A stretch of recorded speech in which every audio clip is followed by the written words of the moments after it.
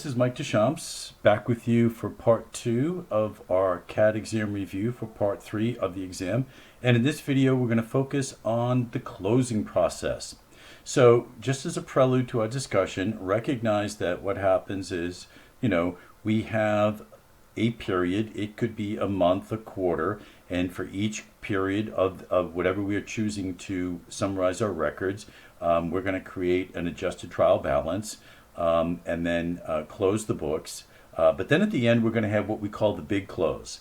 And so this is going to be, we've got our adjusted trial balance for the entire year. Everything pencils out, debits equal credits. And now we're going to go through and close the books for the entire year. And what we're going to be looking at is, first thing we've got to remember is what accounts are we going to close? And we're going to close the temporary accounts. Now there's two types of accounts that we're dealing with, permanent and temporary.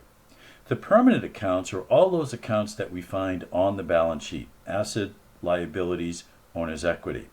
Then the temporary accounts are basically going to be made up of three elements. Number one is going to be the revenue and expense accounts on the income statement.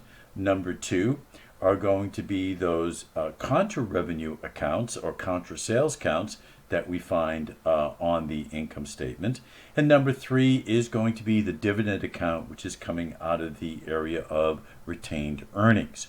All right, so all three of those are temporary accounts, which means that we are going to have to zero those out at the end of the period, such that at the beginning of the new period, their opening balances are going to be zero. All right, so when you look at all these things that we see on this slide on the income statement, all of those are going to be closed out in the real world, because all of those balances need to reflect zero as we start a new time period of recording the activity of the corporation. So when we talk about closing the books, there's going to be a four-step process in returns of these closing entries that we use to affect that. And the first one is we are going to close all the credit balance in the revenue accounts. Now, you may recall that when we talk about sales or revenue, however you want to describe the term, an increase to that is shown with a credit. All right, so when we have sales revenue of $100,000, we're going to credit the revenue account for $100,000. But when we want to close that out, we want that revenue account to go to zero, so we're going to debit that revenue account. Now, when we debit the revenue account, it means we have to have a credit go somewhere, and that somewhere in this instance is this holding account that we called income summary. And the purpose of income summary is to hold the closing balance in the revenue accounts, those closing balances in all the expense accounts, and give us either a net credit balance or debit balance in the income summary account, which I'll talk about in another moment. So getting back to our four-step process, number two is we're going to close the debit balances in the expense accounts, right? Because every expense is recorded with a debit. And therefore, to close them out, we're going to credit each one of those. And so what's going to happen? All right, we're going to have a debit someplace. Then that debit is going to be to the income summary account. So on the credit side, we credited income summary for the balances in the revenue accounts. On the debit side, we credited for all those balances in closing out the expense accounts. The net result of that is going to be either a net credit balance or a net debit balance, as I said earlier. All right, and so now what we're going to have to do is, whether that income summary account has a credit or debit balance, we're going to have to close that out as well. And that is going to be step three, where we close it out to retained earnings. All right, and remember, retained earnings, we kind of call that the piggy bank. When the company makes money, all right, and they don't spend it on sending out dividends to the shareholders, it's going to accumulate in the retained earnings account. If they do send out some dividends to the shareholders, which we see evidence in step four, that is going to reduce retained earnings. All right, so when we close the income summary account to the retained earnings, if my revenue was greater than my expenses, it means that I will have a credit balance in income summary, which means that that'll be a credit to retained earnings. And that's a good thing, because a credit to retained earnings means that it has gone up. If, on the other hand, my debits were greater than my credits in the income summary account, it means I had more expenses than revenues, and that means there'll be a debit to retained earnings, which is a reduction, which is not really the best place to be because it essentially means that you lost money for that period. And finally, as I said, we close dividends to retained earnings. Now, again, something I want to refresh your memory about is that dividends are not an expense. What is an expense? An expense is something that we incur for the production of income. That's why on the income statement we have all our revenues and the associated expenses that we incurred in order to generate revenue. All right. However, but a dividend is like an expense in two distinct ways. Just like an expense, we record it with a debit, and just like an expense, it pulls away or draws down on retained earnings. All right. So if in fact I've had dividends for the period, which means there's a debit balance in that account, to close it out, there's going to be a credit to that dividend account, which means I'm going to then debit retained earnings, which, as we said, is going to reduce my overall retained earnings for the period. Now, steps 1, 2, and 3 are always going to be there. Number 4 may or not be there, but you need to check for it to make sure, because if it is there, you have to account for it in the closing process. Now, if you look on the screen right now, and we're talking about a merchandiser, all right, which is important because a merchandiser is the person that is going to have those 3 new accounts that we talked about as we got into about that 4th week of financial accounting. Cost of goods sold, which is an expense account, sales discounts, and sales return allowances, which are contra revenue accounts, all right, or contra sales accounts. They go against, all right. Now, they're treated just like an expense in that they all have credit balances, debit balances, which means when we close them out, we're going to credit them. So let's look at the 4 steps that are outlined in terms of the journal entries that are shown here on the screen. So as we mentioned earlier, we're going to close the sales account. So what do? We debit sales, and the credit is going to be to income summary, and we can see that right here. And then we're going to close all the other temporary accounts that are either expense or contra sales accounts, right? And we're going to add those all up, and that's going to come to $308,100. And so that's going to be our debit to income summary. Now, going back, what I talked about in the earlier slide is that if we see here that I've already got a credit to income summary of $321,000, I've got a debit to income summary over here of $308,100. I already intuitively know that with that credit balance, I'm going to have an increase to retained earnings, which is a good thing.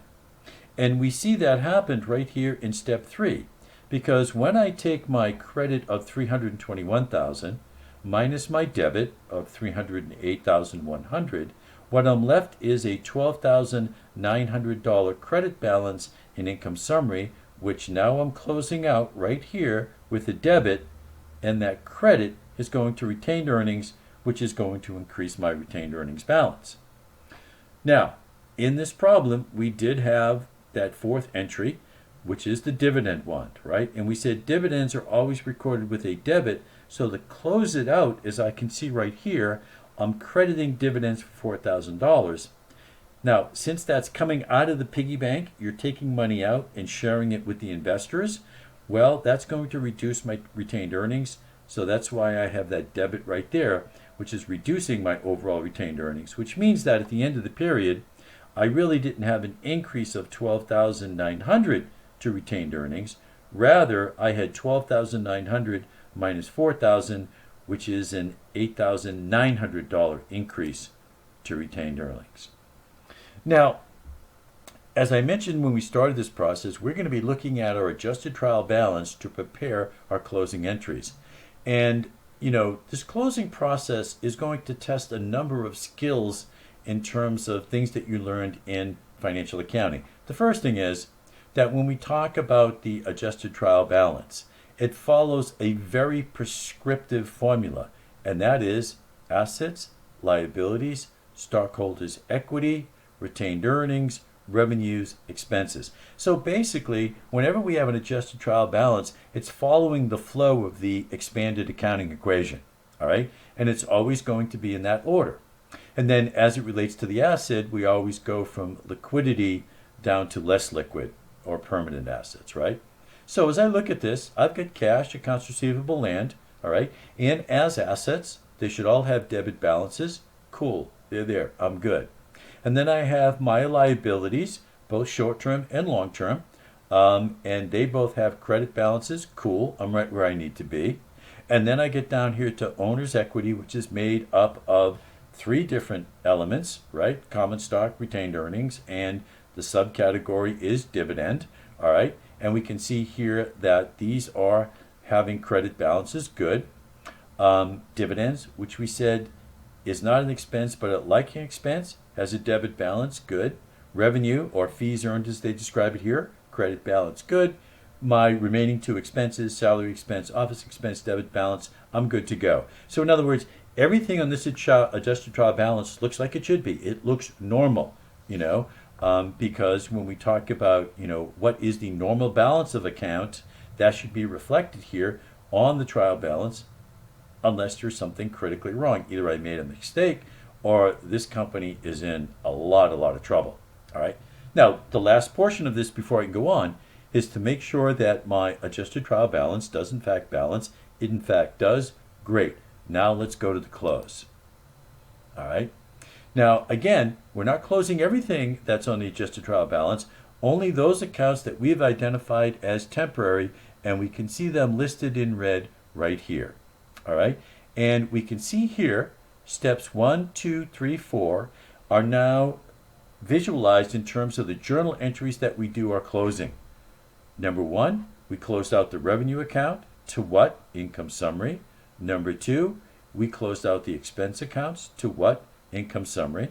Now again, we can see that, okay, I've got a credit to income summary over here and a debit over here of a lesser amount. Overall, it's going to be a good thing because I'm going to have a credit to retained earnings, which I do of $15,000, all right?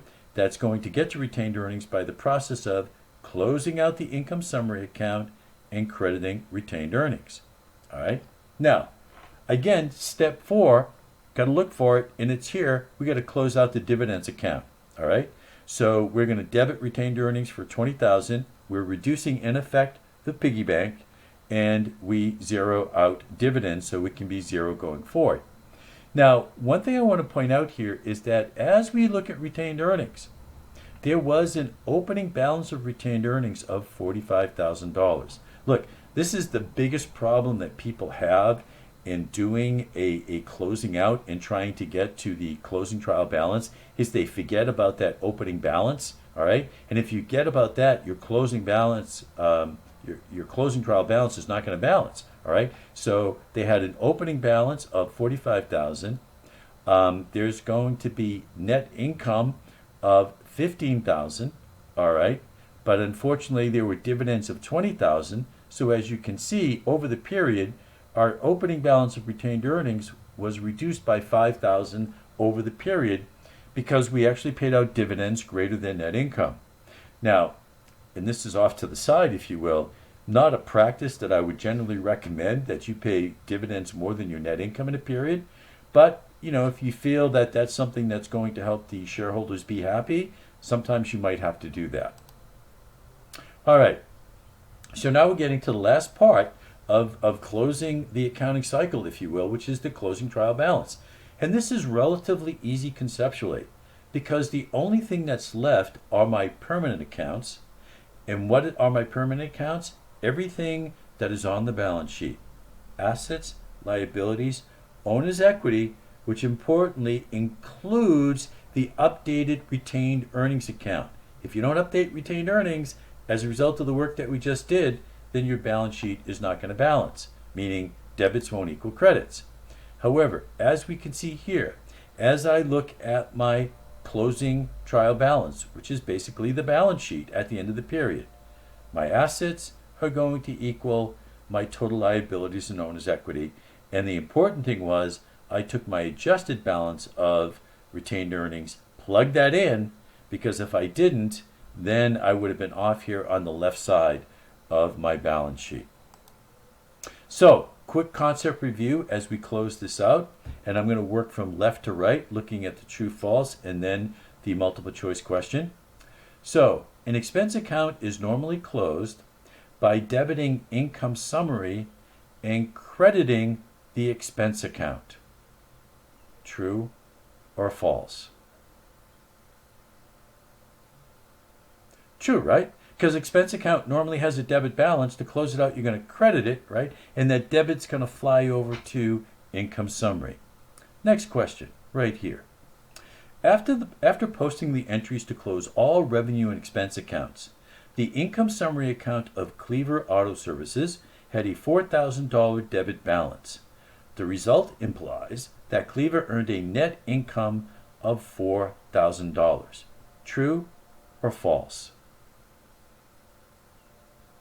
Well, the answer to that is false, right? Because we said that, look, if income summary has a credit balance, that really reflects that we made money. If income summary has a debit balance as a result of recording my expenses and my revenues in there, it means my expenses were greater than my revenue. So in fact, I did not have net income of $4,000. I had a net loss of $4,000. Now, on to the multiple choice question. Asset, liabilities, and equity accounts are not closed. These accounts are called A, nominal accounts, B, temporary accounts, C, permanent accounts, D, contra accounts, E, accrued accounts.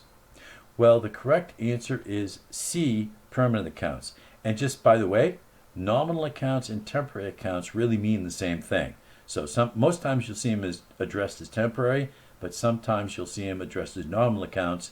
Don't let the nomenclature fool you. If you understand what they represent, you'll be fine. So again, the answer here is C.